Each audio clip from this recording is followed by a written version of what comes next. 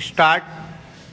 अध्यक्ष महोदय, आज इस सदन में देश के किसानों और उनकी समस्याओं के बारे में चर्चा प्रारंभ हुई है।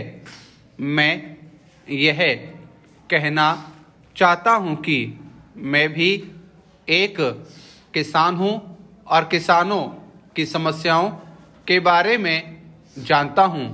इसलिए मैं इस संबंध में जो भी कहूँगा वह अपने अनुभव के आधार पर ही कहूँगा। देश की जितनी आबादी कृषि क्षेत्र से जुड़ी हुई है उसमें से 80% लघु किसानों की है। मात्र 20% किसान ही ऐसे हैं जो लघु किसानों की श्रेणी से कुछ ऊपर है। देश के अंदर खेती की जितनी भी ज़मीनें हैं वह इन 80% लघु किसानों के हाथों में हैं। अभी कुछ समय पहले ही इस सदन में आबादी के बारे में चर्चा चल रही थी। मैं बड़े ही स्पष्ट शब्दों में यह कहना चाहता हूँ कि आज गांवों में देश की लगभग 70% आबादी रह रही है। यह आबादी केवल खेती के ऊपर निर्भर है, उसके पास दूसरा कोई काम नहीं है। ये किसान कभी बाढ़ की समस्या से जूझते हैं तो कभी सूखे की समस्या से जूझते हैं। इन दोनों कारणों से उनकी पूंजी बर्बाद होती रहती है और वे ऋण के बोझ तले दब जाते हैं। अगर सरकार सचमुच किसानों का भला चाहती है तो इस संबंध में एक निवेदन करना चाहता हूं कि सरकार किसानों की इन दोनों समस्याओं पर गंभीरता से विचार करे।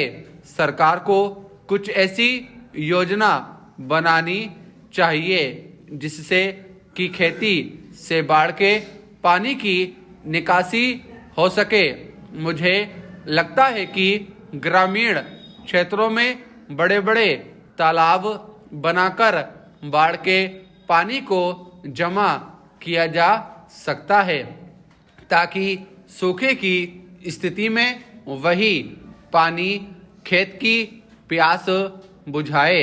मैं यह कहना चाहता हूं कि सरकार कृषि क्षेत्र की वर्तमान स्थिति पर गंभीरता से विचार करे। यदि सरकार कृषि क्षेत्र के विकास में रुचि रखती है तो देश के किसानों की समस्याओं को सुलझाना ही होगा। किसान इस देश की अर्थव्यवस्था की रीढ़ हैं, परंतु आज तक उनकी स्थिति सबसे बदतर बनी हुई है। मैं कृषि मंत्री जी का इस बात के लिए ऋणी हूं कि उन्होंने किसानों की उपज का समर्थन मूल्य बढ़ाने की घोषणा की है। अध्यक्ष जी, मैं इस सदन के सभी माननीय सदस्यों का आभारी हूं। उन्होंने किसानों के कल्याण के लिए सदन में बहुत ही मूल्यवान और आदर्श विचार रखे।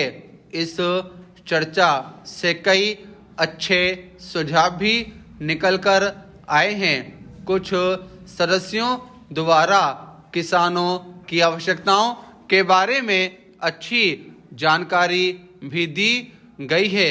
कुछ बातें किसानों के हित में जरूरी हैं। मैं सभी सदस्यों को साधुवाद देना चाहता हूं।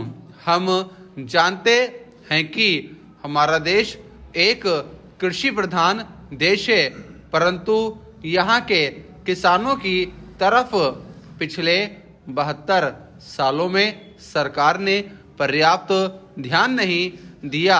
अब जबकि वर्तमान सरकार के सहयोग से कृषि मंत्री जी की तरफ से किसानों के उत्थान के लिए यह विधेयक पेश किया गया है, मैं इसका समर्थन करता हूं।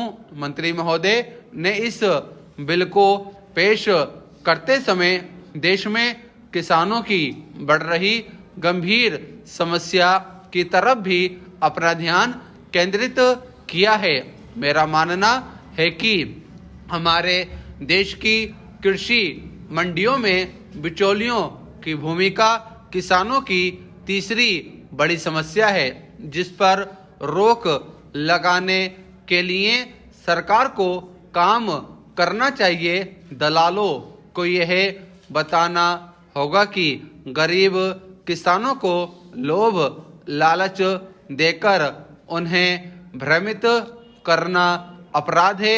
यह एक अच्छी बात है कि प्रधानमंत्री जी रेडियो पर मन की बात करते हैं।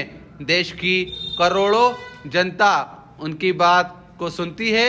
उन्हें रेडियो पर किसानों से जुड़ी समस्याओं को बार बार उठाना चाहिए। इसका उपयोग मात्र राजनीतिक उद्देश्य से नहीं होना चाहिए। किसानों की चौथी और बड़ी समस्या यह है कि उन्हें बीज, खाद और कीटनाशक दवाएं ठीक समय पर नहीं मिल पाती हैं। उचित समय पर उन्नत किस्म के बीज नहीं मिलने के कारण किसान अपने घरों में रखे अनाज को ही बीज के रूप में प्रयोग करते हैं, जिससे अच्छी फसल मिलना मुश्किल हो जाता है। यदि वे किसी तरह बीज की व्यवस्था कर लें तो खाद के लिए जूझना पड़ता है, और यदि खाद की व्यवस्था हो गई तो अंत में कीटनाशक दवाओं के अभाव में अपनी सारी पूंजी गंवा बैठते हैं। अभी पिछले दिनों बिहार के नालंदा जिले में यही देखने को मिला।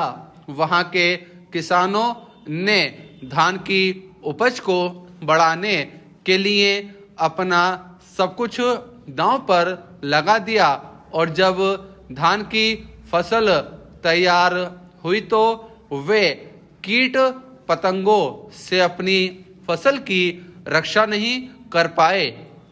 कृषि विभाग के अधिकारियों के गैर जिम्मेदाराना रवैये के कारण उचित समय पर कीटनाशक उपलब्ध नहीं हो सके। मैं कृषि मंत्री जी से अनुरोध करता हूं कि वे दवा वितरण के लिए एक समग्र योजना तैयार करें। स्टॉप।